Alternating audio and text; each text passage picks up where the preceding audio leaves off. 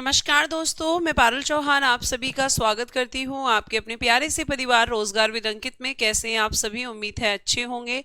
मानसी, शिवानी, वंदना, सोहन, सौरभ, आनंद, lucky, Pramod, दीपक, ज्योति, रुपौन, लक्ष्मीकांत, आप सभी को मेरी तरफ से गुड इवनिंग, नमस्ते, राधे राधे, राम राम, शस्त्रीय अकाल। प्यारे प्यारे बच्चों, कैसे हैं आप सभी? उम्मीद है आप बहुत अच्छे होंगे और आपका रिवीजन भी बहुत अच्छा चल रहा होगा। आप, मुझे पता है कि सबके दिमाग में क्वेश्चन है कि कल क्लास क्यों नहीं हुई थी।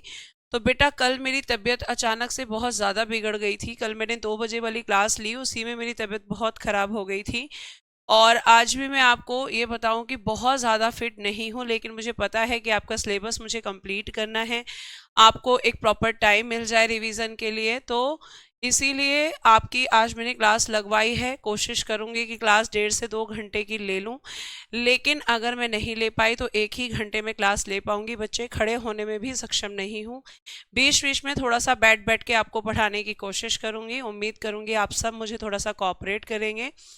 कल तबीयत सच में बिल्कुल ठीक नहीं थी और इसीलिए ही आपकी क्लास को कैंसिल किया गया था। मुझे खुद भी नहीं पता था कि इतनी ज़्यादा तबीयत खराब हो जाएगी। ठीक है, तो हम अपना जो है आगे पढ़ते हैं और आपको थोड़ा सा यहाँ पे मेरा बस मुझे कोऑपरेट करना, उससे ज़्यादा मुझे और कुछ नहीं चाहिए। और आप आराम से जो है अपना जो है ध्यान से पढ़ें।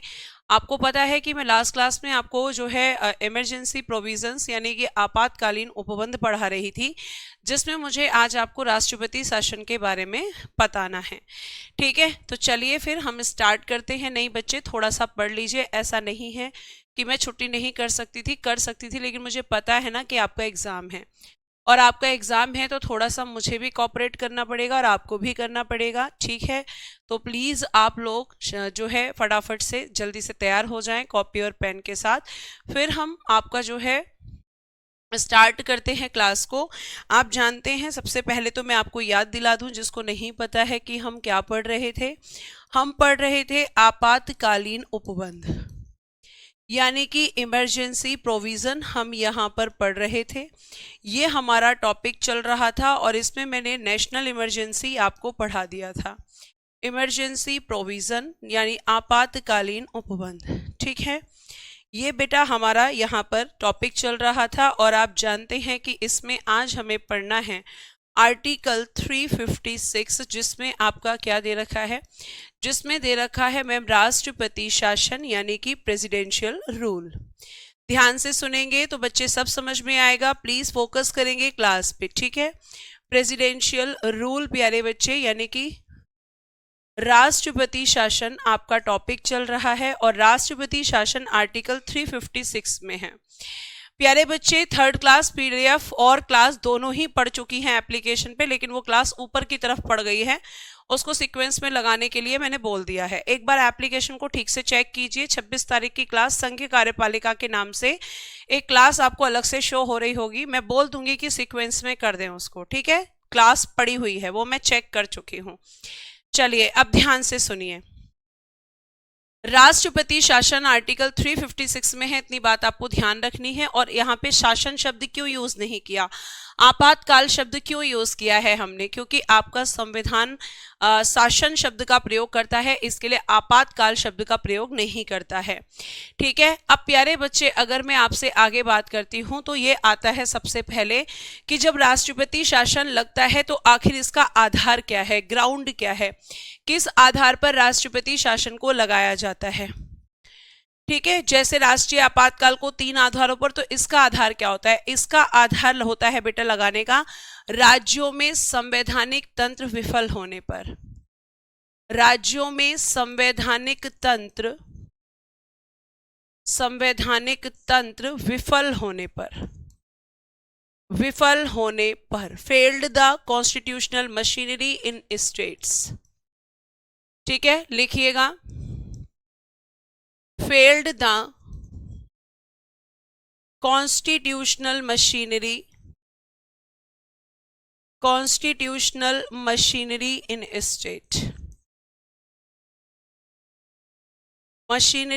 स्टेट्स। राज्यों में संवैधानिक तंत्र विफल होने पर। इसका क्या मतलब होता है?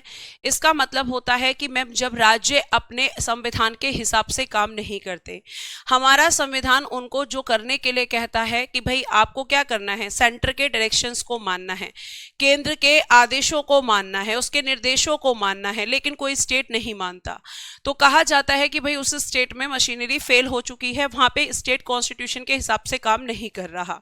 और आपको मैं बता दूं कि जब ऐसा होता है तो इसकी जो घोषणा की जाती है वो कौन करता है? तो बेटा जी फिर इसकी घोषणा करते हैं आपके देश के राष्ट्रपति। घोषणा कौन करते हैं? आप कहोगे राष्ट्रपति करते हैं, ठीक है। और राष्ट्रपति किसके कहने पर? तो मंत्रिमंडल की अनुमति से, मंत्रिमंडल की अनुमति लेते हैं। ध्यान रखिएगा, केवल अप्रूवल, रिटर्न अप्रूवल नहीं, केवल अप्रूवल चाहिए होता है, approval of cabinet, approval of cabinet. ध्यान रखिएगा, केवल अप्रूवल, रिटर्न अप्रूवल नहीं। रिटर्न अप्रूवल यानी लिखित अनुमति केवल और केवल किसके लिए चाहिए? राष्ट्रीय आपातकाल के लिए, इसके लिए नहीं चाहिए। और आपको मैं बता दूं कि यहाँ पे इनकी अनुमति से करते हैं। और राष्ट्रपति को ये कौन बताता है कि राज्यों में संवैधानिक तंत्र विफल हो चुका है? तो राष्ट्रपति को राज्यपाल, राज्यपाल की रिपोर्ट के आधार पर करते हैं। राज्यपाल की रिपोर्ट के आधार पर, मंत्रिमंडल की अनुमति से आधार पर, based on the report of governor, based on the report of governor, report of governor, राज्यपाल की रिपोर्ट के आधार पर क्या किया जाता है? राज्यों में राष्ट्रपति शासन की घोषणा करते हैं राष्ट्रपति, लेकिन किसकी अनुमति से? मैम कैबिनेट की अनुमति से, मंत्रिमंडल की अनुमति से। तो आपका आधार क्या होता है कि भैया राज्य मैम संविधान के हिसाब से काम नहीं कर रहे, क्योंकि आपका संविधान आपके देश में सर्वोपरि है और संविधान के हिसाब से ही सबको काम करना पड़ता है। अब हम बात करते हैं कि जब राष्ट्रपति शासन की हम बात कर रहे हैं तो राष्ट्रपति शासन की घोषणा के बाद हमें लेना होता है अनुमोदन। मैंने आपको बताया था, बताइए अनुमोदन का समय कितना होता है? मैंने आपको बताया था कि हमें लेना होगा अप्रूवल। तो अनुमोदन का समय कितना होता है? तो आपको पता है अनुमोदन किसका लेना है? मैम लोकसभा और राज्यसभा का। किसका लेना होता है? लोकसभा और राज्यसभा का। भाई इन्हीं का तो अप्रूवल चाहिए, क्योंकि राष्ट्रपति तो इसको अनाउंस ही करते हैं, ठीक है। तो आप यहाँ पे ये चीजें बहुत अच्छे से ध्यान रखेंगे। तो अप्रूवल का समय होता है, लिखिएगा घोषणा के दिन से, घोषणा के दिन से 2 माह के अंदर अंदर। बताइए फटाफट, नेशनल इमरजेंसी में कितना समय होता है? 2 माह के अंदर अंदर, with in 2 months, with in 2 months. घोषणा के दिन से 2 माह के अंदर अंदर यानी 60 डेज का समय होता है। और प्यारे बच्चे एक बार अनुमोदन से, एक बार अनुमोदन यानी 1 टाइम अप्रूवल, 1 टाइम अप्रूवल, एक बार अनुमोदन से 6 माह तक लागू, 6 माह तक लागू यानी कि एग्जीक्यूट। कितने महीने तक? 6 महीने तक। तो मैम मैक्सिमम ड्यूरेशन कितना होता है? वेरी गुड, जिन बच्चों ने कहा है कि मैम नेशनल इमरजेंसी के लिए 1 मंथ, वेरी गुड, शाबाश, ठीक है। फिर आपको यहाँ पे नेक्स्ट क्वेश्चन पूछा जाएगा कि मैक्सिमम ड्यूरेशन कितना होता है इसका? अधिकतम समयावधि, अधिकतम समयावधि, मैक्सिमम ड्यूरेशन। तो आप कहोगे कि मैम इसकी जो मैक्सिमम ड्यूरेशन होगी वो होगी, आप लिखेंगे यहां पर 3 इयर्स, 3 वर्ष से ज्यादा ये नहीं लग सकता, 3 वर्षों से ज्यादा इसे नहीं लगाया जा सकता, ये आपको ध्यान रखना है। तो आपका जो नेशनल इमरजेंसी था वहां पर क्या था? वहां पे मैम मैक्सिमम ड्यूरेशन अनलिमिटेड था, हम कितने भी समय तक लगा सकते थे, लेकिन यहाँ पे 3 साल से ज्यादा नहीं लगता। यहाँ पे 3 साल मैक्सिमम ड्यूरेशन होता है प्रेसिडेंशियल रूल का, ठीक है। यहां तक की बात समझ में आई? हाँ बेटा, 6-6 माह करके आप बढ़ा सकते हैं, 3 साल के लिए 6 माह बढ़ा सकते हैं, बिल्कुल बढ़ा सकते हैं जो है, लेकिन ध्यान रखिएगा कि आपको क्या करना है, मैक्सिमम का जरूर ध्यान रखना है। अब हम बात करते हैं कि जो राष्ट्रपति शासन है वो अब तक कितनी बार लग चुका है। तो आप मुझे यहाँ पे देखेंगे कि अगर मैं राष्ट्रपति शासन की बात करती हूँ तो बेटा ये मणिपुर में 11 टाइम्स लग चुका है, मणिपुर में 11 बार 11 टाइम्स। उत्तर प्रदेश में बेटा जी ये 10 टाइम्स यानी कि 10 बार। और सबसे पहले ये लगा था पंजाब में, सबसे पहले ये कहां पर लगा था, सबसे पहले मैम पंजाब में, पंजाब में लगा था सबसे पहले, फर्स्ट टाइम। उस समय आप इसको पेप्सू कहते थे पंजाब को, जिस समय ये लगा था। ठीक है, ये आपको ध्यान रखना है। और प्यारे बच्चे, अगर मैं आपसे बात करती हूं तो राष्ट्रपति शासन का प्रभाव क्या होता है, इसके इफेक्ट क्या होते हैं, तो इसका एक इफेक्ट होता है कि हो जाता है शक्तियों का केंद्रीयकरण, शक्तियों का केंद्रीयकरण यानी कि सेंट्रलाइजेशन ऑफ पावर्स, शक्तियों का केंद्रीयकरण, सेंट्रलाइजेशन ऑफ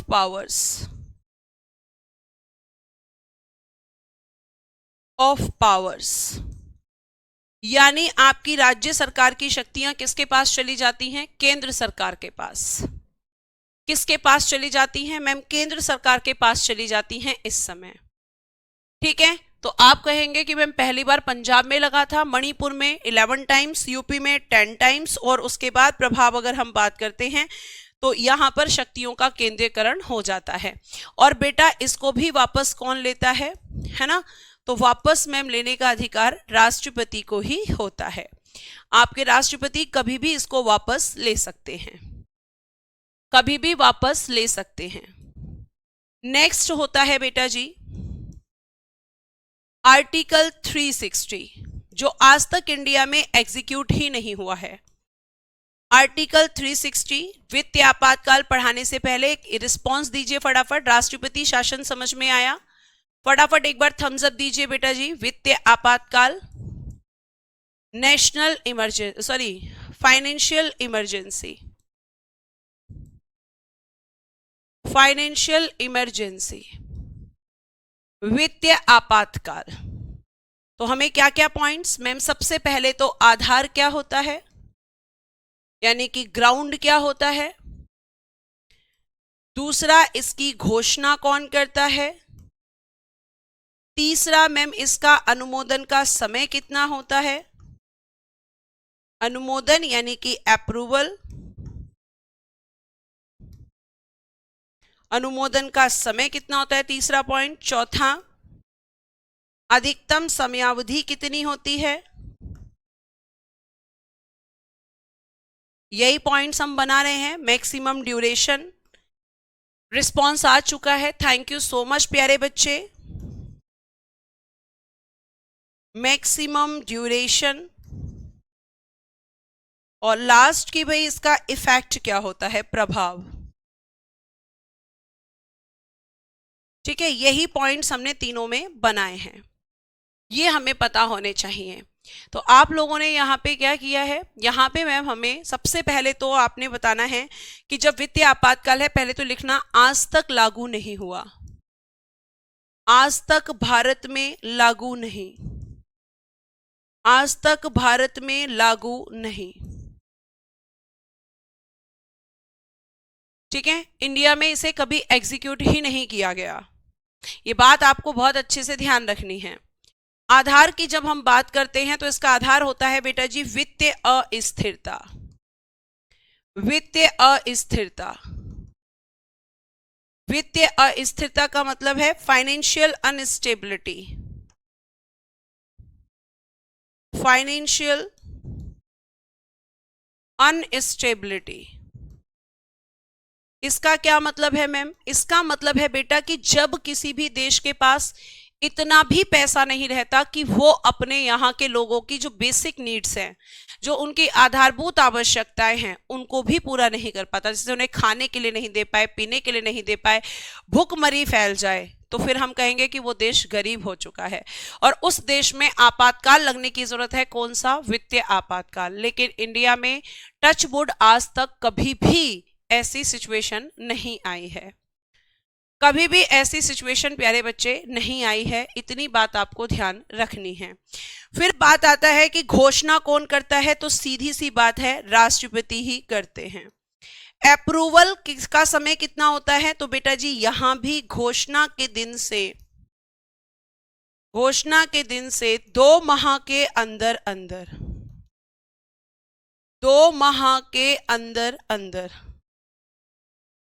ठीक है, यानी विद इन 2 मंथ्स। और यहां पे एक चीज और ध्यान रखना कि यहां पे एक बड़ी इंटरेस्टिंग बात है कि एक बार अनुमोदन से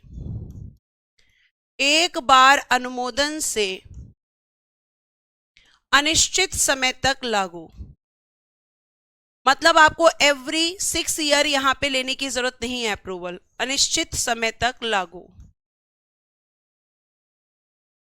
अनिश्चित समय तक लागू, यानी मैक्सिमम ड्यूरेशन कितना होता है? No limit. एक बार आप अप्रूवल ले लीजिए, उसके बाद अप्रूवल लेके आपको सीधा क्या करना है, सीधा आप इसको जो है अनलिमिटेड टाइम तक लगा सकते हैं। आपको हर 6-6 महीने पर यहां अप्रूवल लेने की जरूरत नहीं, लेकिन राष्ट्रपति शासन और राष्ट्रीय आपातकाल में 6-6 महीने के ड्यूरेशन में आपको लेना पड़ता है अप्रूवल, ठीक है। प्रभाव क्या होता है, तो प्रभाव प्यारे बच्चे नेक्स्ट स्लाइड पे लिख पाएंगे, यहां जगह नहीं है, तो आप कहेंगे कि आपके जितने भी केंद्र सरकार और बेटा जी जो राज्य सरकार है, ठीक है, केंद्र सरकार और राज्य सरकार, लिखिएगा सेंट्रल गवर्नमेंट और स्टेट गवर्नमेंट, इनके जो कर्मचारी जिन्हें आप कहते हैं एम्प्लॉयज, इनके जो कर्मचारी हैं उसमें क्या किया जाता है, इनके वेतन में कमी, डिडक्ट द सैलरी, सबके वेतन में कमी की जाती है। और आपको पता होगा कि जब हमारे यहां पर कोविड आया था, तो आपने देखा होगा कि जितने भी गवर्नमेंट एम्प्लॉयज थे सबकी सैलरी को डिडक्ट किया गया था। क्यों? ताकि सिचुएशन को हैंडल किया जा सके। तो ऐसा इस समय भी किया जाता है। और क्या किया जाता है बेटा, इसके अलावा आपके जो होते हैं जजेस of supreme and high court,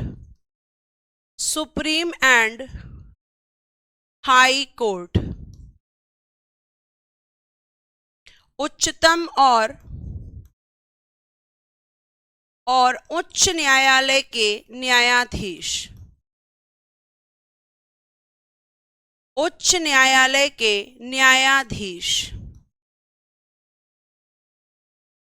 ठीक है, इनका भी क्या किया जाता है, वेतन में कमी,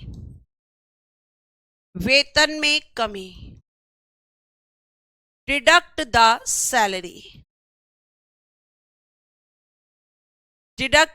सैलरी। और बेटा इसको भी वापस लेते हैं राष्ट्रपति। वापस कौन लेता है? मैम राष्ट्रपति। प्रेसिडेंट ही इसको भी वापस लेते हैं। तो ये थे आपके आपातकाल और उससे संबंधित आपके प्रश्न जो यहां से बनेंगे, ठीक है, ये आपको ध्यान रखना है। तो हमने आपका प्रेसिडेंट पढ़ लिया, वाइस प्रेसिडेंट पढ़ लिया, इमरजेंसी प्रोविजन, और अब हमें पढ़ना है प्रधानमंत्री और उसकी मंत्रिपरिषद, और साथ साथ हम पढ़ेंगे मुख्यमंत्री और उसकी मंत्रिपरिषद। मैम 4 चैप्टर एक साथ। हाँ, आपको इतना मजा आने वाला है, आपको लगेगा अरे ये तो बहुत आसान था, हम तो फालतू में रटते रहते थे चीजों को बैठकर।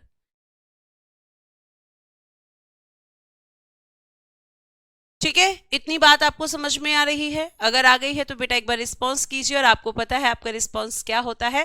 और फिर उसके बाद मैं आपको क्या पढ़ाऊंगी, उसके बाद हम पढ़ेंगे प्रधानमंत्री और उसकी मंत्री परिषद और साथ साथ मुख्यमंत्री और उसकी मंत्री परिषद।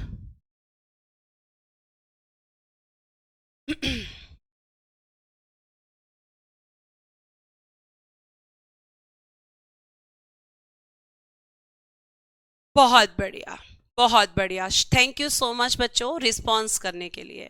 Thank you everyone. आगे देखिए, अब ये चैप्टर तो बच्चे हमारा क्लोज हो चुका है ना? तो एक प्यारी सी स्माइली कर देंगे हम सब लोग कि भाई हमारा ये चैप्टर कंप्लीट हो चुका है। और फिर इसी के साथ फिर हम स्टार्ट करने वाले हैं प्यारे बच्चे आपका जो है प्रधानमंत्री और उसकी मंत्री परिषद। लेकिन उससे पहले हम एक बॉक्स बनाएंगे, है ना? बॉक्स क्यों बनाएंगे? आपके समझाने के लिए। देखो, जहां पर लिखा होगा सेंटर में पीएम तो स्टेट में आपको लिखना है सीएम। सेंटर में लिखा होगा काउंसिल ऑफ मिनिस्टर, यहां पर भी काउंसिल ऑफ मिनिस्टर्स। सीओएम की फुल फॉर्म होती है काउंसिल ऑफ मिनिस्टर्स यानी कि मंत्री परिषद। ठीक है, जहां पर लिखा होगा बेटा जी राष्ट्रपति यानी कि प्रेसिडेंट, वहां आपको लिखना है राज्यपाल। स्टेट में जहां लिखा होगा लोकसभा तो आपको स्टेट में लिखना है बेटा जी यहां पर विधानसभा। विधानसभा को इंग्लिश में कहते हैं लेजिस्लेटिव असेंबली। ये बॉक्स समझ लो, अभी और समझ में आएगा जब मैं लिखवाऊंगी कि आखिर मैं आपसे क्या कहना चाह रही थी। लेजिस्लेटिव असेंबली, इनको कहते हैं गवर्नर, इनको कहते हैं मंत्री परिषद, council of ministers full form है इसकी, इनको कहते हैं मुख्यमंत्री, सीएम यानी चीफ मिनिस्टर।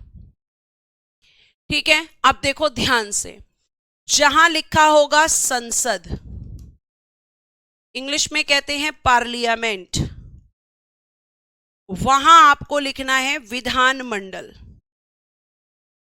क्या लिखना है? विधानमंडल, क्योंकि संसद की तरह स्टेट में होता है लेजिस्लेचर। संसद देश के लिए कानून बनाती है और लेजिस्लेचर राज्य में कानून बनाता है। बस ये वर्ड आपको एक्सचेंज करने होंगे और आर्टिकल्स, बाकी सब कुछ सेम रहेगा। तो ये आपको मैंने क्यों लिखवाया है? ताकि आप यहां पर जब मैं आपसे क्वेश्चन करूं तो तुरंत आंसर करेंगे। अब देखिए कैसे जादू होता है और आप कैसे जादू करते हैं। चलिए आज की क्लास में हम जादू करना सीखते हैं कि एक साथ कैसे पढ़ाई होती है। एक तरफ आप लिखेंगे बेटा PM plus council of ministers. एक बार मैं फुल फॉर्म लिख देती हूं, काउंसिल ऑफ मिनिस्टर्स। ठीक है, अब मैं नहीं लिखूंगी बार बार पूरा, COM ही लिखूंगी। लिखिएगा प्रधानमंत्री और उसकी मंत्री परिषद, और उसकी मंत्री परिषद। ठीक है, ध्यान से सुनना बच्चे, अगर आपने फोकस हटाया तो समझ नहीं आएगा, ये ध्यान रखिएगा। CM plus council of ministers यानी कि मुख्यमंत्री और उसकी मंत्री परिषद, और उसकी मंत्री परिषद।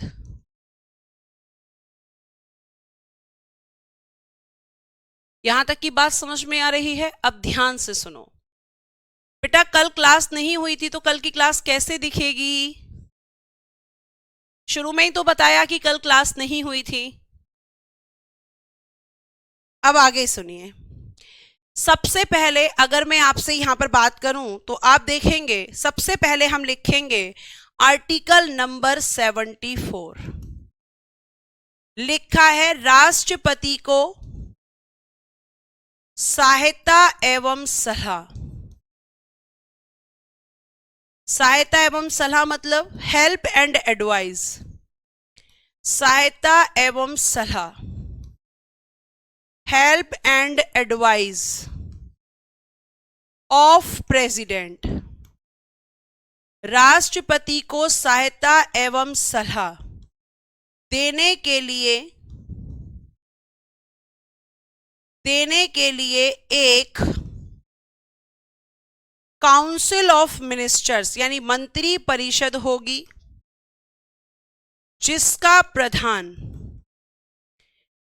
प्रधान मतलब head of council of ministers, head of council of ministers प्रधानमंत्री होगा।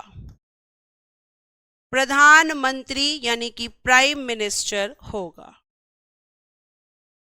ये बेटा जी आपका क्या है, आर्टिकल नंबर 74, सबसे पहला आर्टिकल। केवल मैंने आपको बोला था कि राष्ट्रपति कोई भी काम अपनी मर्जी से नहीं करते हैं, वो जितने भी काम करते हैं सब मंत्री परिषद की एडवाइस पर करते हैं, और मंत्री परिषद के हेड पीएम। तो अब देखो क्या चेंज होगा, एक तो आर्टिकल, दूसरा राष्ट्रपति, और तीसरा बेटा जी प्रधानमंत्री। तो अब जो होशियार बच्चे हैं वो मुझे बताएंगे यहां पर, है ना, सारे होशियार बच्चे बताएंगे कि यहां पर एक तो आर्टिकल चेंज कर दिया, चलो 163, इसको कैसे लिखें।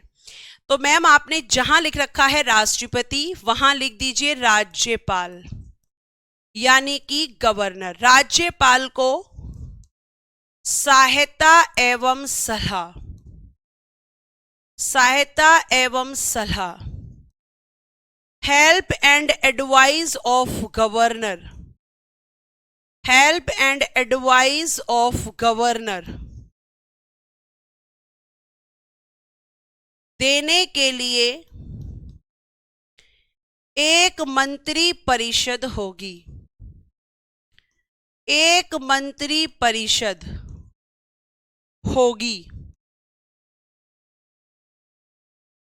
जिसका प्रधान यानी कि हेड सीएम यानी कि चीफ मिनिस्टर होगा, मुख्यमंत्री होगा। बताइए, देखो आप सबने लिख दिया है, आप सबने लिख दिया है मैम कि यहां पर अगर हम बात करते हैं तो पीएम की जगह सीएम और प्रेसिडेंट की जगह गवर्नर और 174 की जगह 163। सारे बच्चों ने लिखा, मतलब ये वो बच्चे हैं जो बिल्कुल एकदम फोकस्ड होकर सुनते हैं और मैम ने क्या कहा है ये भी उनको बहुत अच्छे से समझ में आता है। यहां तक क्लियर। अब देखो आगे भी तुम ऐसे ही लिखते चले जाओगे, मुझे कुछ बताने की जरूरत नहीं पड़ेगी तुम्हें। इस साइड बता दूंगी तो इधर का तुम खुद लिख लोगे, इस साइड का मैं लिख दूंगी तो इधर का तुम खुद लिख लोगे, मुझे जरूरत ही नहीं पड़ेगी तुम्हें बताने की, और ये मेरा वादा है तुमसे। और ऐसे ही महान्यायवादी और महाधिवक्ता तुम पढ़ सकते हो, सेम ऐसे ही पढ़ सकते हो। कोई बहुत बड़ा इसमें मतलब इतना ज्यादा ज्ञान लगाना ही नहीं है भाई, सिंपल सी बात है। ठीक है, आगे चल सकती हूं, आगे चलूं।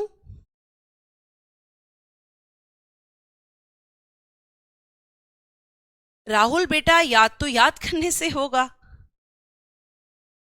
है ना, याद तो तभी होगा जब आप समझ याद करोगे। अभी आप यहां पे कॉन्सेप्ट को क्लियर करो, फिर रिवीजन करना, बिल्कुल आपको याद होगा। क्यों याद नहीं होगा भाई। ठीक है, आगे देखिए, आगे फिर से हम अगेन एक आर्टिकल लिखेंगे 75 का सब क्लॉज 1। इसमें क्या है, प्रधानमंत्री और मंत्रियों की नियुक्ति,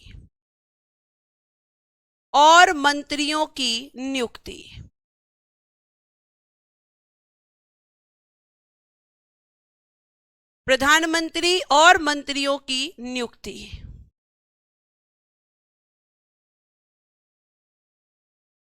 इंग्लिश में लिखिए, अपॉइंटमेंट ऑफ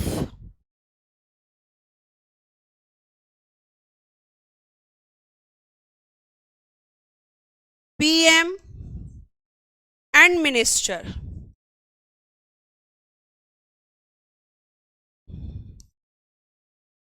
ठीक है, तो यहां पे नियुक्ति कौन करेगा अभी बताते हैं, इधर लिखेंगे मुख्यमंत्री।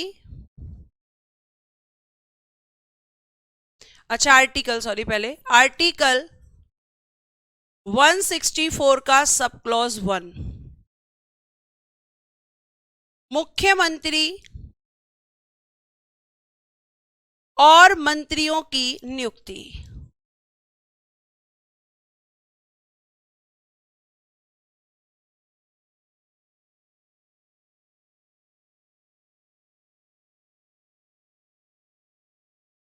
Appointment of CM and council of ministers. ठीक है, CM and council of ministers. अब यहां पे नियुक्ति कौन करेगा? तो मैम यहां पे नियुक्ति करने का काम करेंगे राष्ट्रपति द्वारा, बाय द प्रेसिडेंट। अब बताओ वहां पे क्या लिखूं? Bye the president. तो यहां लिख दो मैम राज्यपाल द्वारा, bye the governor, bye the governor. ये हो गई नियुक्ति। ये हो गया आर्टिकल 75 का सब क्लॉज 1 और 164 का सब क्लॉज 1। ठीक है, इतनी बात समझ में आई। नेक्स्ट, अब नेक्स्ट हमें क्या करना है? नेक्स्ट इनकी ओथ लिखिएगा। ओथ यानी कि शपथ। किस किस की? Ma'am PM plus council of ministers. तो इनकी ओथ, ओथ, शपथ, CM plus council of ministers. यहां कौन ओथ दिलाएगा? तो लिखिएगा, सबसे पहले इनकी ओथ कहां पर है? शेड्यूल 3 में है। अनुसूची 3 में इनकी शपथ है। अनुसूची 3 में इनकी शपथ है। और शपथ कौन दिलाता है? राष्ट्रपति द्वारा। नेक्स्ट वही आएगा आपका बाय द प्रेसिडेंट। शपथ किसके द्वारा दिलाई जाती है? मैम राष्ट्रपति के द्वारा। इनकी शपथ कहां पर है? अगेन लिखना है, शेड्यूल 3 में ही है, अनुसूची 3 में। ये बिल्कुल भी चेंज नहीं होगा, एज इट इज लिखा जाएगा। और यहां शपथ कौन दिलाएगा? तो मैम यहां पर राज्यपाल द्वारा, bye the governor, bye the governor. देखिए 4 चैप्टर एक साथ चल रहे हैं आपके, 4 चैप्टर एक साथ चल रहे हैं।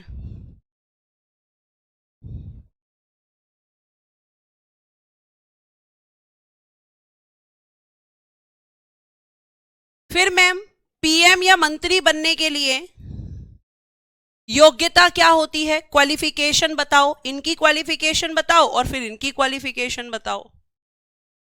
चलो क्वालिफिकेशन हेडिंग डालो, क्वालिफिकेशन,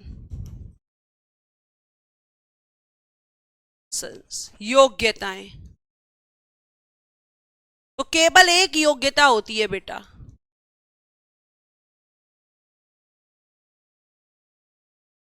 संसद के किसी भी एक सदन,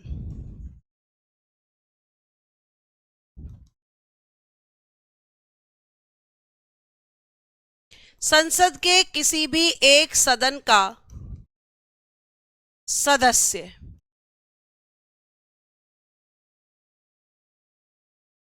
member of either house of parliament,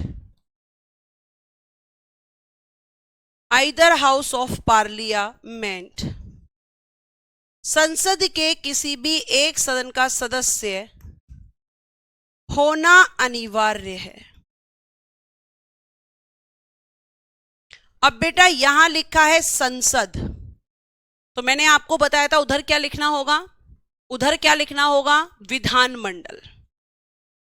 ठीक है, वेरी गुड। मैम यहां पर लिखिए क्वालिफिकेशंस, क्वालिफिकेशंस, योग्यताएं, तो यहां हम संसद की जगह विधानमंडल के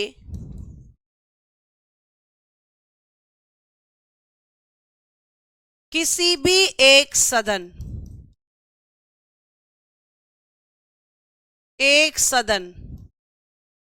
का सदस्य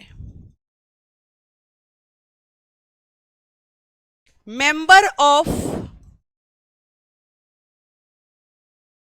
either house of legislature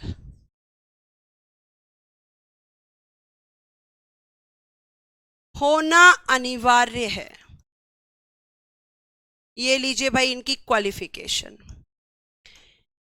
मतलब आप सदस्य जरूर होने चाहिए, सदस्यता जरूर चाहिए। अगर सदस्यता नहीं है तो आप मंत्री या प्रधानमंत्री या मुख्यमंत्री नहीं बन सकते। आपको बनना है तो एक हाउस की आपको मेंबरशिप लेनी होगी, चाहे तो अगर इस सेंटर की बात करें तो लोकसभा या राज्यसभा, लिखा है ना संसद के किसी भी एक सदन, तो इसका मतलब है लोकसभा या राज्यसभा।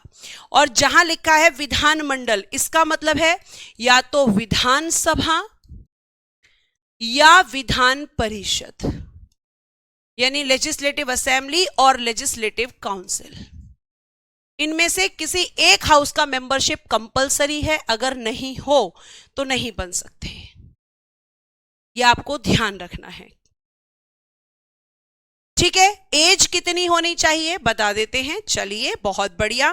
लिखिएगा न्यूनतम आयु, क्योंकि मैक्सिमम नहीं होती। न्यूनतम आयु मिनिमम एज 25 ईयर्स, 25 वर्ष होनी चाहिए। यहां पर भी 25 ईयर्स मिनिमम एज, दोनों के लिए 25 वर्ष। जो आर्टिकल इंपॉर्टेंट होगा नारायण जी आपको बता दिया जाएगा, सबका आर्टिकल नहीं पढ़ना है।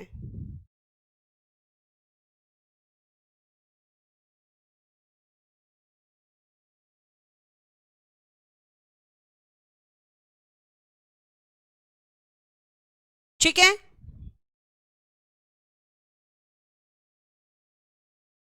क्लियर बेटा, आगे चलिए। अब आपका अगला क्वेश्चन कि मैम कार्यकाल कितना होता है, टेन्योर।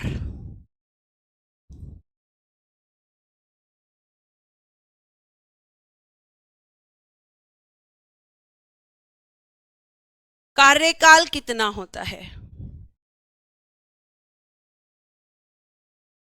टेन्योर होता है सिंपल 5 ईयर्स, 5 ईयर्स।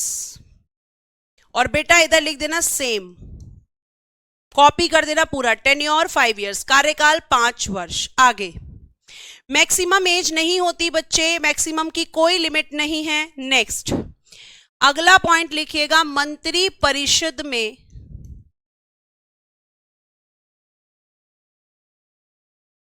मंत्रियों की अधिकतम संख्या।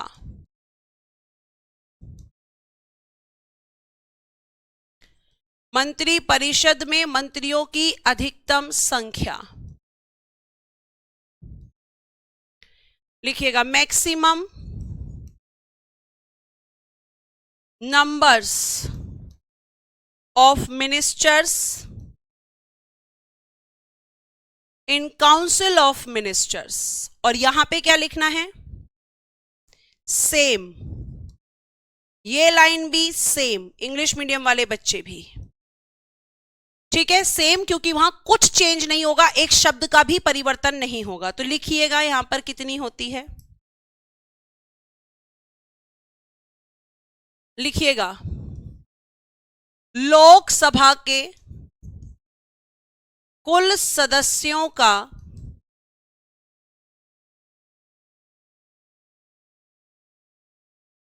लोकसभा के कुल सदस्यों का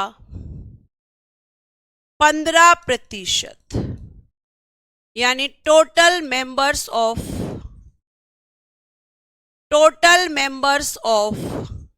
लोकसभा इंटू 15%। और ये बेटा निश्चित है, ये फिक्स्ड कर दी गई है, निश्चित फिक्स्ड।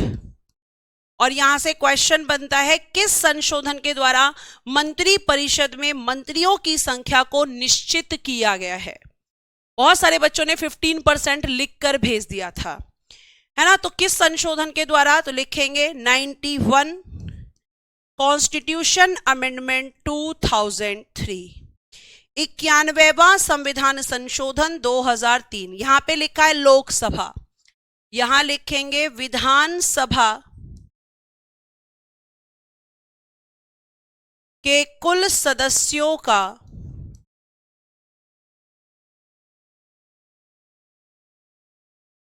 15%। इंग्लिश में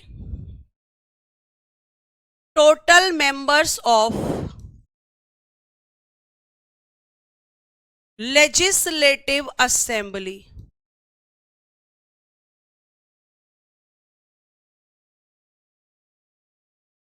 इंटू 15%, ठीक है।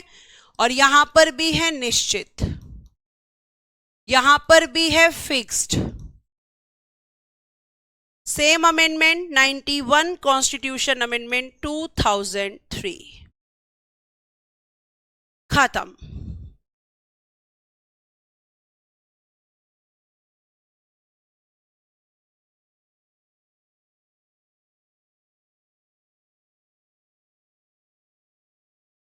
ठीक है,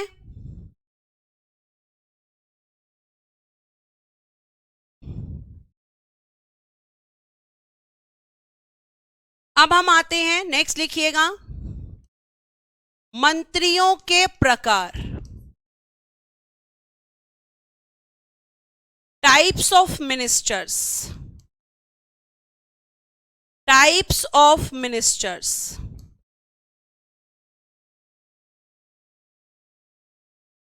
इधर क्या लिखना है, सेम, कुछ चेंज नहीं करना, इसलिए सेम। तो मंत्रियों के प्रकार में पहला लिखिएगा होते हैं बेटा जी कैबिनेट मंत्री, जिसे आप मंत्रिमंडल भी कहते हैं, इंग्लिश में कैबिनेट मिनिस्टर्स, कैबिनेट मिनिस्टर्स। दूसरे यहां पर टाइप होते हैं राज्य मंत्री, जिन्हें आप कहते हैं स्टेट मिनिस्टर्स। और लास्ट होते हैं बेटा जी डेप्यूटी मिनिस्टर्स, यानी कि उपमंत्री, उपमंत्री डेप्यूटी मिनिस्टर्स। मैम इधर क्या लिखें, तो बेटा इधर सब कुछ सेम लिख देना, सेम, पूरा सेम कर देना इधर, क्योंकि इतने ही यहां होते हैं और इतने ही यहां होते हैं। यहां तक समझ में आया हो तो फटाफट थम्स अप करें।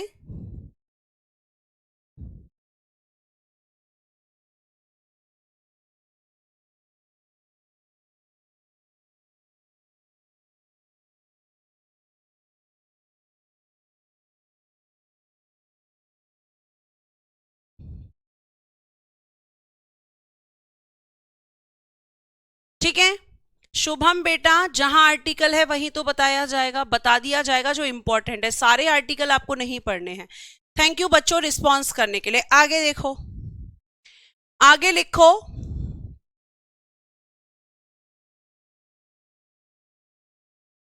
आर्टिकल 78, प्रधानमंत्री के कर्तव्य, प्रधानमंत्री के कर्तव्य यानी duties of PM, duties of PM. प्रधानमंत्री के क्या क्या कर्तव्य हैं, किस आर्टिकल में है, 78 में, और ये इंपॉर्टेंट आर्टिकल है। तो यहां प्रधानमंत्री के कर्तव्य, तो इधर हम देखेंगे आर्टिकल 160,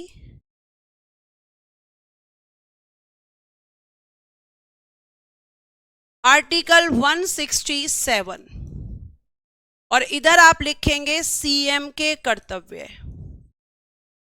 ड्यूटीज ऑफ सीएम। केवल इतना याद रखना है, बहुत ज्यादा आपको इसको डिटेल में नहीं पढ़ना है क्योंकि आपके एग्जाम में बहुत ज्यादा डिटेल में नहीं आएगा। तो ड्यूटी ऑफ पीएम किस में है और प्यारे बच्चे आपका ड्यूटी ऑफ सीएम किस में है, ये आपको ध्यान रखना है।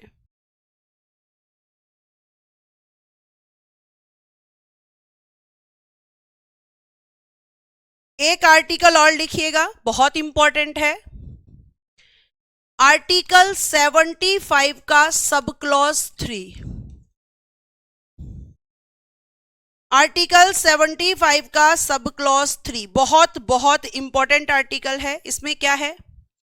इसमें है कि मंत्री परिषद का सामूहिक उत्तरदायित्व,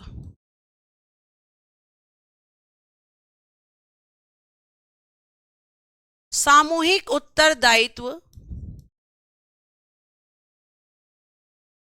लोकसभा के लिए होता है। और ये सीधा क्वेश्चन आता है, लोकसभा के लिए होता है। इंग्लिश में लिखिएगा, collective responsibility of council of ministers for Lok Sabha. क्यों मैम? क्योंकि आपकी मंत्री परिषद जो भी काम करती है वो लोकसभा के लिए जिम्मेदार होती है, क्योंकि लोकसभा जनता का सदन होता है, क्योंकि लोकसभा में जनता के प्रतिनिधि होते हैं। तो यहां पे क्या लिखेंगे मैम हम? यहां पर आर्टिकल चेंज होगा, आर्टिकल 164 का सब क्लॉज 2 और पूरी लाइन हम लिखेंगे, लेकिन लोकसभा की जगह क्या आएगा? विधानसभा।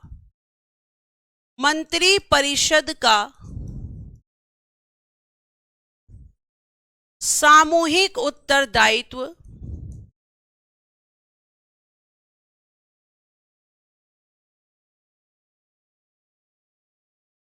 विधानसभा के लिए होता है, विधानसभा के लिए होता है। आर्टिकल चेंज हुआ और लोकसभा की जगह विधानसभा। लिखिएगा इंग्लिश में, कलेक्टिव रिस्पॉन्सिबिलिटी पूरा लिख लेना of council of ministers for legislative assembly, for legislative assembly.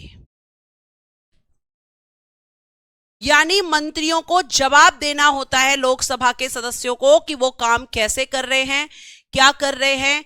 जैसे बेटा आपने देखा होगा कि आपने टीवी पे कई बार देखा होगा कि मंत्री आपस में लड़ते हैं, या एमपी मंत्री से पूछता है कि ये बताइए महंगाई क्यों बढ़ रही है, ये बताइए बेरोजगारी क्यों बढ़ रही है। ठीक है, ये आपको ध्यान रखना है। तो ये कौन पूछता है? तो मैम ये पूछते हैं हमारे एमपी। किससे पूछते हैं? मंत्रियों से, जो मंत्री परिषद में मंत्री होते हैं उनसे। और कहां के एमपी पूछते हैं? लोकसभा के। क्यों? क्योंकि लोकसभा जनता का सदन है, लोकसभा में जनता के प्रतिनिधि हैं प्यारे बच्चे। बच्चा कह रहा है यहां से क्वेश्चन कैसे बनेगा? क्वेश्चन बनेगा कि प्रधानमंत्री और उसकी मंत्री परिषद का सामूहिक उत्तरदायित्व किसके लिए? तो लोकसभा। और अगर आपसे क्वेश्चन ये पूछेगा कि आर्टिकल 75 के सब क्लॉज 3 में क्या है, तो मंत्री परिषद का सामूहिक उत्तरदायित्व है। यानी मंत्री जो भी काम एक मिनट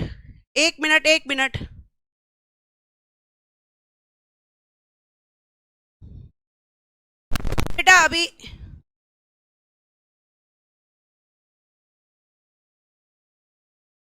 अभी बताइएगा बेटा। अब नहीं रुकेगी क्योंकि मैंने वाईफाई चेंज करके रिफ्रेश कर दिया है। अभी बताइएगा मुझे, अभी बताइएगा मुझे, अभी बताइए फटाफट। अभी ठीक है?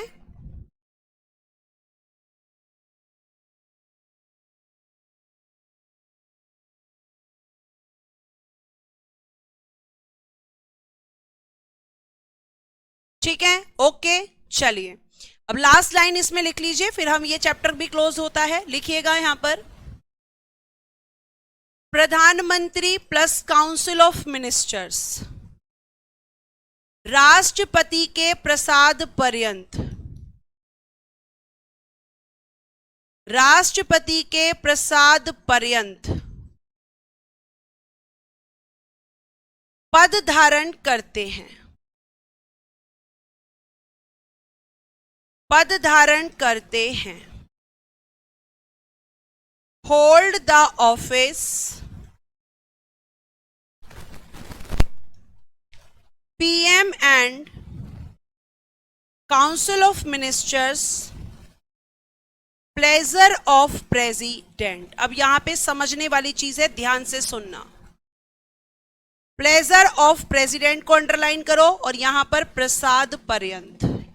इसका क्या मतलब है मैम? आखिर इसमें क्या कहना चाहते हैं? बेटा व्यक्तिगत उत्तरदायित्व मीरा जो मंत्रियों का होता है वो प्रधानमंत्री के लिए होता है, पर्सनल लोकसभा के लिए नहीं होता, पर्सनल होता है प्रधानमंत्री के लिए। अब इसका मतलब क्या होता है? ये बुक में मैम हमने कई बार पढ़ा है लेकिन हमें समझ में नहीं आता कि प्रसाद पर्यंत क्या होता है। इसका मतलब होता है कि सेम पर्सन अपॉइंटमेंट करता है और सेम पर्सन हटाता है। अब मैं अगर आपसे पूछूं, ध्यान से सुनना, इसका मतलब अब देखो आप ही मुझे समझाओगे। मुझे समझाना बेटा कि आपके जो PM plus council of minister हैं इनकी नियुक्ति कौन करता है? जल्दी से आंसर करना। और अगर मैं बोलूं कि इनको हटाता कौन है, इन दोनों क्वेश्चंस का क्या आंसर होगा? बताओ क्या आंसर होगा इन दोनों क्वेश्चंस का? तो आप कहोगे मैम एक ही आंसर होगा, राष्ट्रपति। तो इसीलिए हम कहते हैं कि ये पोस्ट कैसी होती है? Pleasure of president.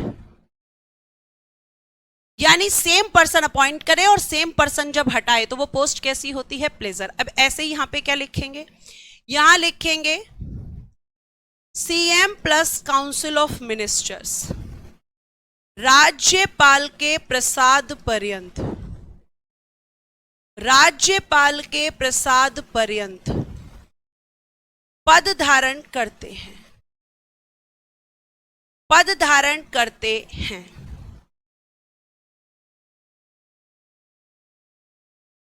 Hold the office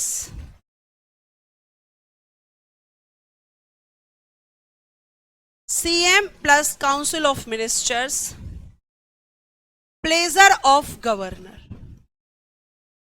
pleasure of governor. यानी गवर्नर ही इनको अपॉइंट करेंगे और गवर्नर ही इनको हटाते हैं।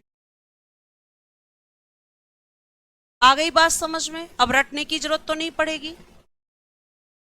राज्यपाल की नियुक्ति कौन करता है? चौहान आशीष कह रहे हैं, तो वो करते हैं राष्ट्रपति। राज्यपाल पढ़ेंगे अभी हम।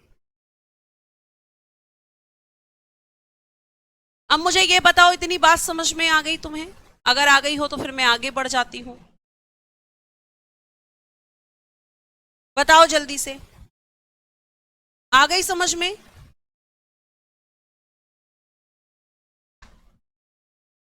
बात समझ में आ गई बेटा? आ गई तो एक बार थम्स अप करें फटाफट कि क्यों बोलते हैं प्लेजर ऑफ प्रेसिडेंट, क्यों बोलते हैं प्लेजर ऑफ गवर्नर। चलो शाबाश। अब आप खुद ही बताओगे। अब एक तरफ आप लिखोगे महान्यायवादी,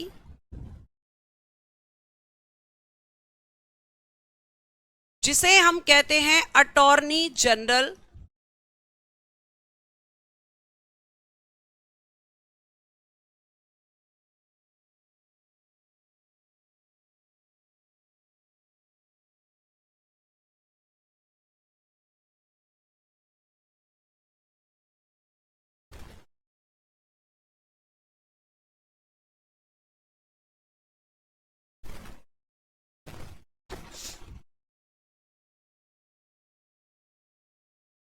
महाधिवक्ता,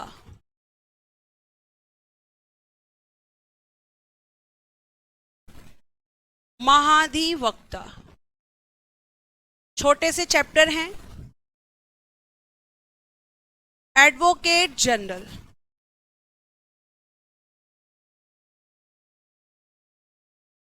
महान्यायवादी और महाधिवक्ता, ये भी साथ में पढ़ सकते हैं, बिल्कुल पढ़ सकते हैं। अब देखो, ये बेटा आपके कॉन्स्टिट्यूशन के पार्ट 5 में यानी कि भाग 5 में है, और ये कॉन्स्टिट्यूशन के पार्ट यानी कि भाग 6 में है। बेटा मैं आपसे 2 मिनट लूंगी, बस 2 मिनट, ठीक है? 2 मिनट रुकेंगे आप, ये चैप्टर कंप्लीट करके क्लास खत्म होगी, 2 मिनट रुकेंगे।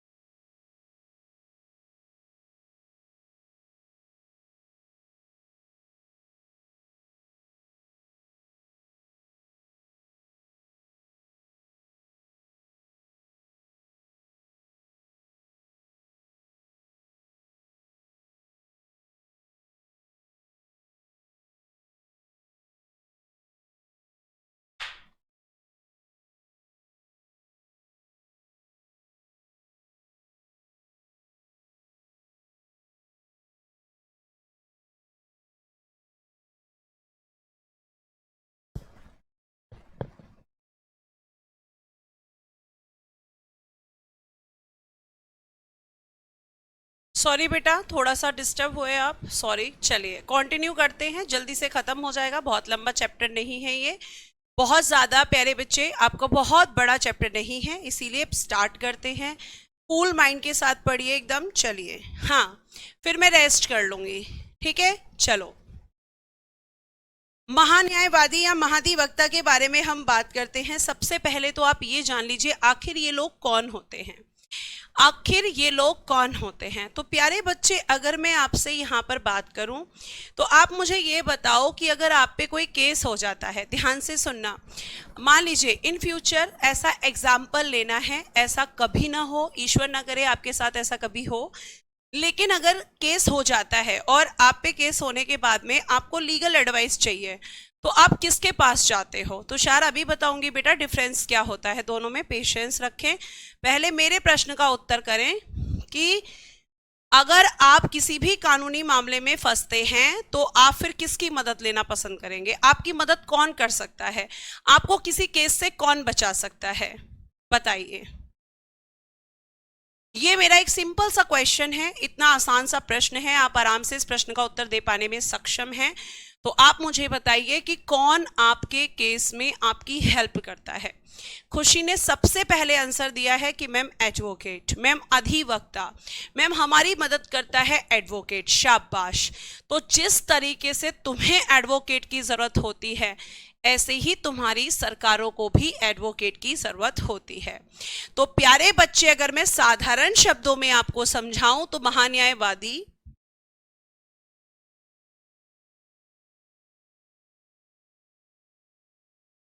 अगर मैं आपको बेटा साधारण शब्दों में बताऊं बेटा, तो जो आपके महान्यायवादी होते हैं ये आपके केंद्र सरकार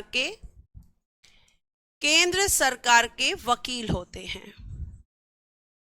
कौन होते हैं ये? केंद्र सरकार के वकील, यानी advocate of central government, advocate of central government, ये केंद्र सरकार के वकील होते हैं।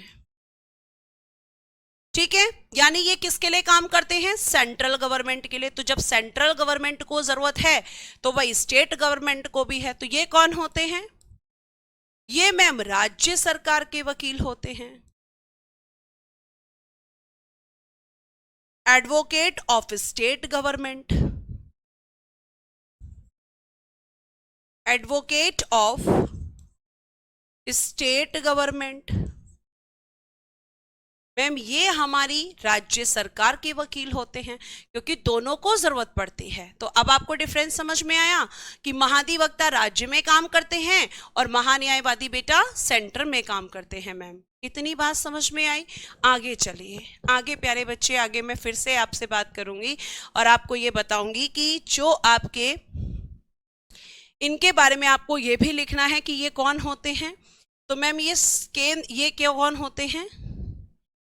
केंद्र सरकार के सर्वोच्च विधिक अधिकारी, केंद्र सरकार के सर्वोच्च विधिक अधिकारी, सर्वोच्च विधिक अधिकारी। ठीक है, लिखिएगा highest legal officer of central government, highest legal officer of central government, central government. Clear बेटा?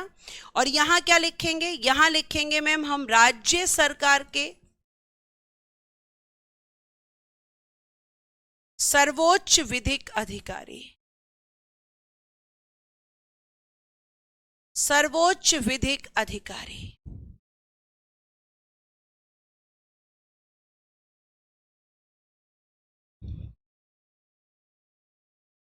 Highest legal officer of state government, state government. ठीक है, ये आपको ध्यान रखना है, ये सिंपल सी बात है। इसके अलावा अब मैं आपको ये बता दूं कि भाई आप मुझसे ये पूछेंगे कि आखिर इनका काम क्या होता है, आखिर ये क्यों रखे जाते हैं। लेकिन उसके पहले देखना आर्टिकल 76 में कौन है? महान्यायवादी। कौन होता है आर्टिकल 76 में? महान्यायवादी, अटॉर्नी जनरल। तो फिर इसके लिए कौन सा आर्टिकल होगा मैम? आर्टिकल 165, महाधिवक्ता, एडवोकेट जनरल। ठीक है, वर्क भी बताते हैं लेकिन उसके पहले आर्टिकल। फिर इनकी नियुक्ति, अपॉइंटमेंट कौन करता है? अपॉइंटमेंट, नियुक्ति तो मैम बाय द प्रेसिडेंट, राष्ट्रपति द्वारा, बाय द प्रेसिडेंट। अब यहां प्रेसिडेंट तो वहां कौन करेगा?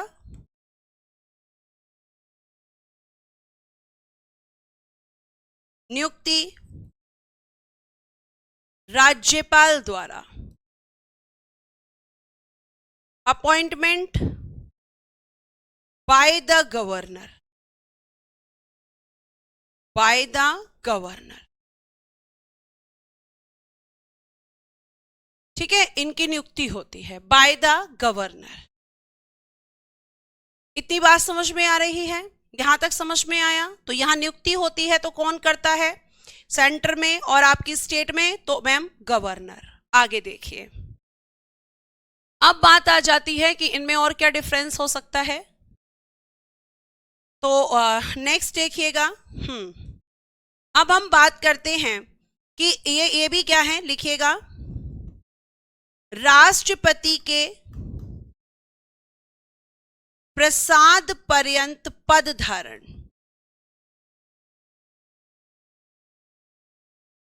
प्रसाद पर्यंत पद धारण। बताओ बेटा इसका मतलब क्या होगा?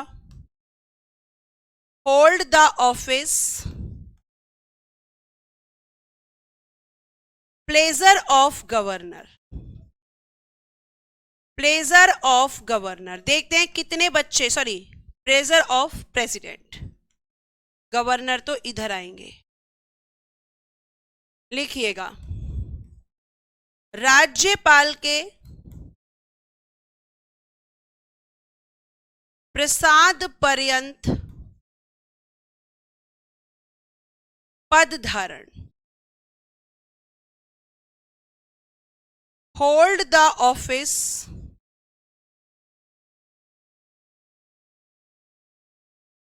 Pleasure of governor.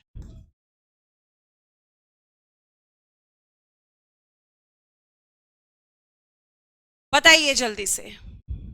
Very good, Ankita ने कहा कि ma'am removed and appointment by the president, removed and appoint by the governor, ये सीधा सा मतलब होता है और ये अभी अभी मैंने आपको समझाया है। हाँ बेटा जी, महान्यायवादी भी एक होते हैं और महाधिवक्ता हर एक स्टेट में अलग अलग होते हैं, लेकिन एक स्टेट में एक ही होता है। एक स्टेट में कौन होता है बेटा? एक ही होता है, और महान्यायवादी पूरे देश में एक होते हैं।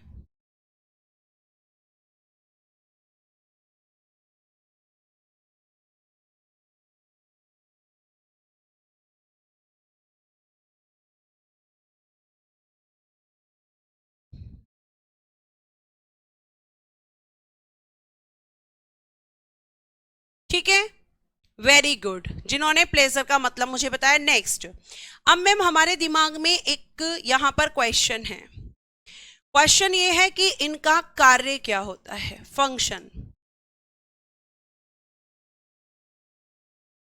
तो इनका कार्य होता है बेटा केंद्र सरकार को विधिक मामलों पर सलाह देना, विधिक मामलों पर सलाह देना, विधिक मामलों पर सलाह देना।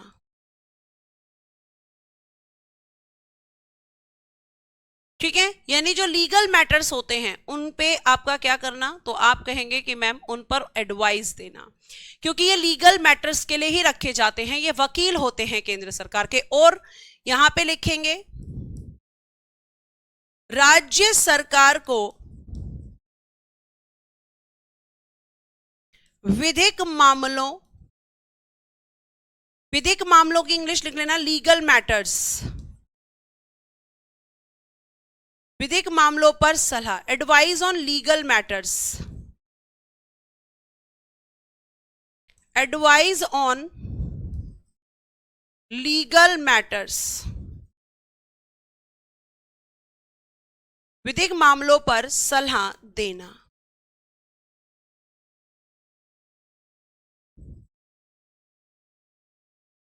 ठीक है, ये आपको ध्यान रखना है। टेन्योर कितना होता है अभी बताती हूं बेटा।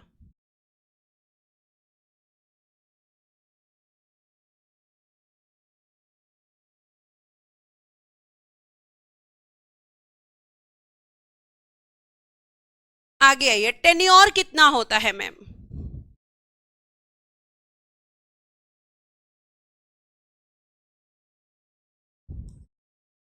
कार्यकाल, तो लिखना निश्चित नहीं, नॉट फिक्स्ड। टेन्योर आपको लिखना है नॉट फिक्स्ड, निश्चित नहीं होता मैम, ये तब तक रहते हैं जब तक केंद्र सरकार है। केंद्र सरकार नहीं तो ये भी नहीं, इनका कोई फिक्स्ड टेन्योर नहीं है, निश्चित नहीं। यहां पर भी कार्यकाल निश्चित नहीं, नॉट फिक्स्ड, क्योंकि ये भी आपके तब तक रहते हैं जब तक स्टेट गवर्नमेंट रहती है। ठीक है, तो आप कहेंगे कि मैम इनका टेन्योर फिक्स नहीं होता है, इनका टेन्योर फिक्स करता है गवर्नमेंट्स पर, जब तक गवर्नमेंट है तब तक ये हैं, गवर्नमेंट चेंज तो ये भी चेंज हो जाते हैं। ठीक है, आगे देखिए, फिर नेक्स्ट बच्चों का क्वेश्चन होता है कि त्यागपत्र किसको देंगे, रेजिग्नेशन।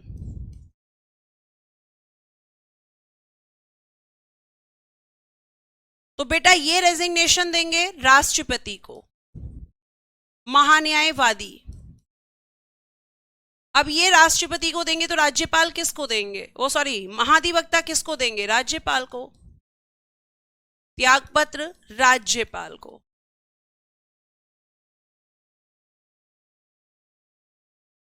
त्यागपत्र राज्यपाल को।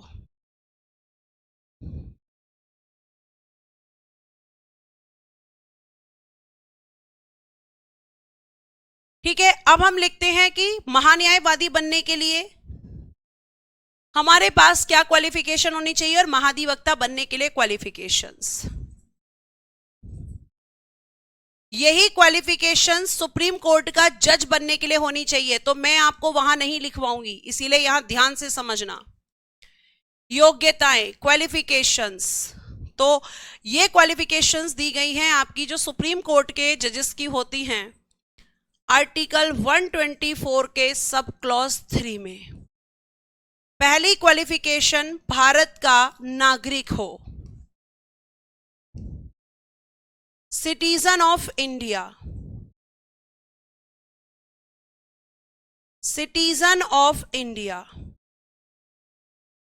दूसरी क्वालिफिकेशन, 5 वर्ष का किसी भी हाई कोर्ट में, किसी भी उच्च न्यायालय कह लीजिए या हाई कोर्ट,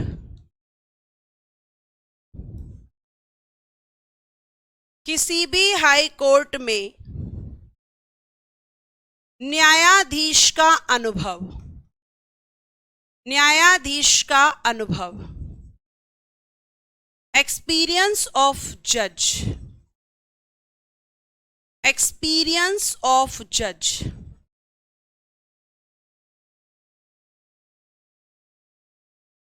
ठीक है, मतलब जज का अनुभव होना चाहिए, कितने सालों का, 5 सालों का किसी भी हाई कोर्ट में। लेकिन मैम अगर हम यहां पर बात करते हैं, अगर किसी के पास ये नहीं है तो कोई और ऑप्शन है, जी हाँ, फिर होना चाहिए 10 वर्ष का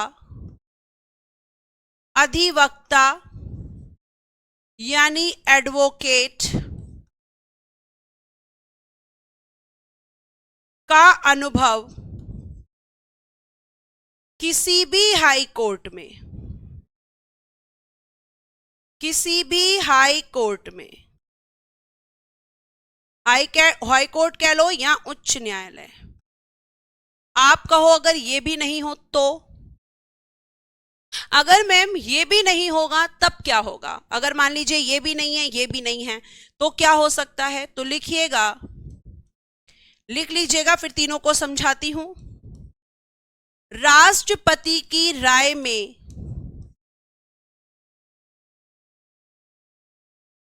पारंगत विधि वेत्ता, इसका क्या मतलब होता है पता ही नहीं है मैम हमें। डिस्टिंग्विश्ड जूरिस्ट, इसका मतलब होता है कि विधियों का अच्छा ज्ञान।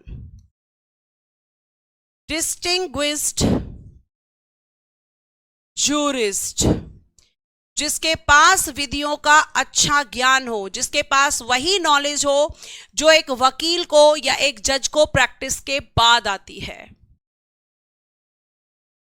ठीक है, तो आप कहोगे कि मैम यहां पर ये वाली तो कंपलसरी है, अब इनमें से कोई, तीनों में से एक हो, या तो उसने 5 साल किसी हाई कोर्ट में जज के रूप में काम किया हो, जज के रूप में नहीं किया हो तो 10 साल एडवोकेट के रूप में काम किया हो, वो भी नहीं किया हो तो राष्ट्रपति की नजर में उसको विधियों का अच्छा ज्ञान होना चाहिए, यानी अच्छा यहां पर नॉलेज होनी चाहिए, तब जाकर वो अपॉइंट हो सकता है।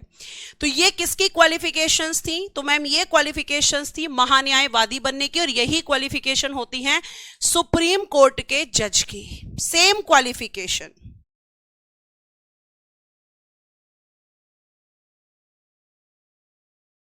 ठीक है, अब इसकी क्वालिफिकेशंस लिखेंगे।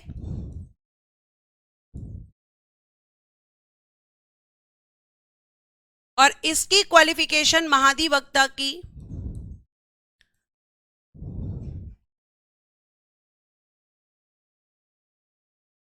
आर्टिकल 217 का सब क्लॉज 2। ठीक है,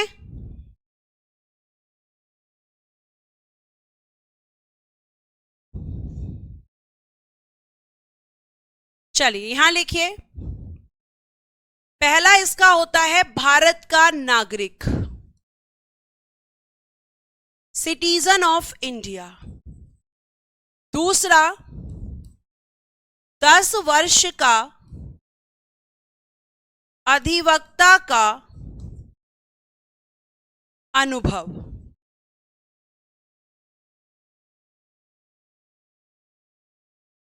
एक्सपीरियंस ऑफ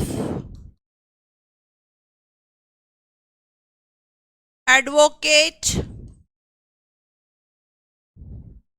ऑफ 10 years। कहां पर? किसी भी हाई कोर्ट में, किसी भी हाई कोर्ट में।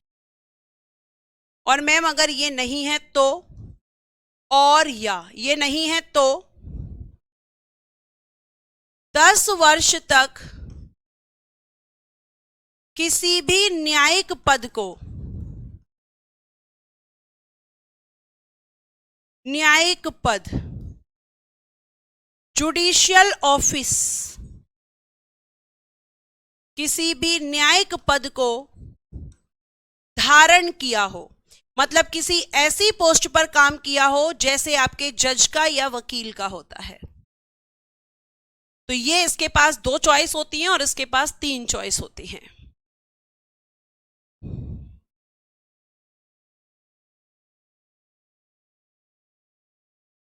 ठीक है,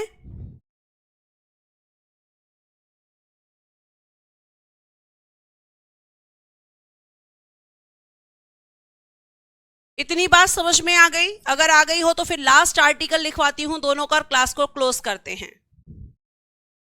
ये जितने बच्चे हैं, राज्यपाल की नियुक्ति कौन करता है, उनकी कुटाई होनी चाहिए। राज्यपाल पढ़ा रही हूं मैं, क्लास रुक रही है, फिर से रुक रही है। अरे ऐसे कैसे हो गया भाई? बेटा यहां से तो सही चल रही है क्लास, अब कहां रुक रही है क्लास? चलो फिर भी रिफ्रेश कर देती हूं मैं।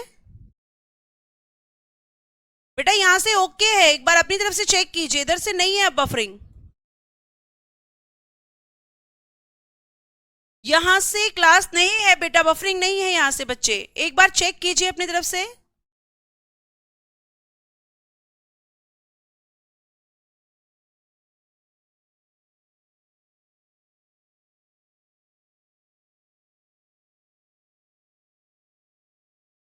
नहीं रुक रही है मैम, कुछ बच्चे तो परेशान करते हैं है ना, मतलब कैसे हो रहा है लगातार? नहीं हो रही है बेटा, यहां से ऑल ओके है। चले अब 2 आर्टिकल्स, एक इसका बचा है, खत्म करते हैं।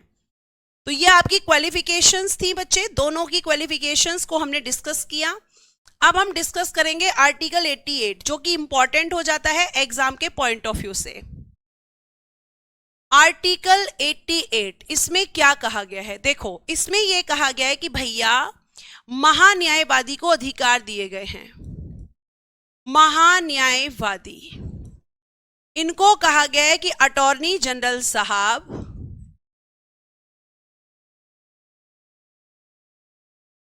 महान्यायवादी को कहा गया है कि महान्यायवादी क्या कर सकते हैं? जो संसद की बैठक है, संसद की बैठकों, मीटिंग्स ऑफ पार्लियामेंट,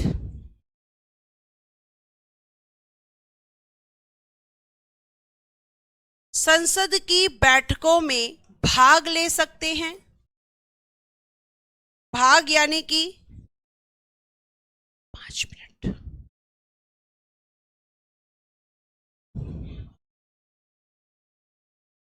भाग ले सकते हैं, चर्चा कर सकते हैं, डिस्कशन या डिबेट,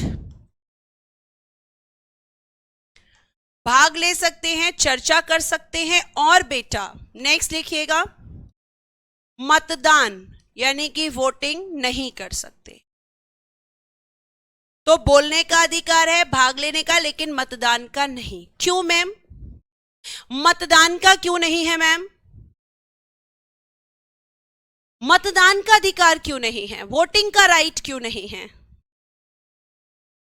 तो आप कहोगे क्योंकि मैम ये संसद के सदस्य नहीं होते। मतदान का अधिकार क्यों नहीं है? क्योंकि संसद के किसी भी सदन के सदस्य नहीं होते।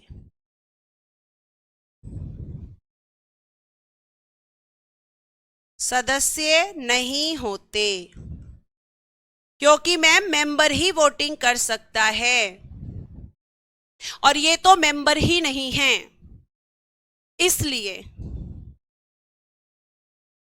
ठीक है, अब यहां पे क्या चेंज होगा?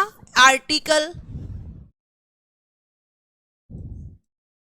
177 महाधिवक्ता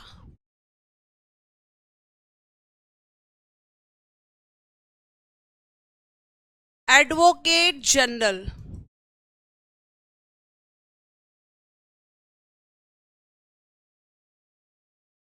संसद की जगह क्या लिखेंगे? विधान मंडलों की बैठक में, विधान मंडल की बैठकों में भाग ले सकते हैं, चर्चा कर सकते हैं, पर मतदान नहीं। क्यों? क्योंकि विधान मंडल के किसी भी सदन के सदस्य नहीं होते, किसी भी सदन के सदस्य नहीं होते।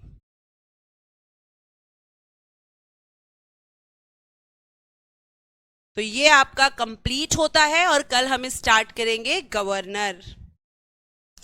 कल हम पढ़ेंगे राज्यपाल। ठीक है, आज इतना ही रखते हैं। क्लास मैंने आपसे वादा किया था 2-2.5 घंटे का, लेकिन आपको जैसे मैं बता दूं बेटा कि तबीयत ठीक नहीं है कल से, तो बहुत ज़्यादा नहीं लेंगे, क्योंकि फिर पता चले कि आज बहुत ज़्यादा ज़बरदस्ती हो जाए, है ना, तो उसके बाद फिर कल पता चले क्लास ही ना हो पाए। तो आज के लिए इतना ही रखते हैं। ठीक है, कल हम आपका क्या करेंगे? स्टार्ट करेंगे गवर्नर। तो राज्यपाल हेडिंग डालकर छोड़ दीजिएगा। उम्मीद करती हूँ आपको क्लास अच्छी लगी होगी। आपको सारी चीज़ें लिखकर बताई जा रही हैं ताकि आप चीज़ों को अच्छे से याद रख सकें। ठीक है, thank you so much, bye bye, take care and good day everyone. जय हिंद, जय भारत। हंसते रहें, मुस्कुराते रहें और आप हमेशा खुश रहें। अगर आपका कोई डाउट है तो नेक्स्ट क्लास में आप इस चैप्टर से पूछ सकते हैं, या फिर टेलीग्राम ग्रुप में भी आप अपने डाउट्स को पूछ सकते हैं। थैंक यू बच्चों।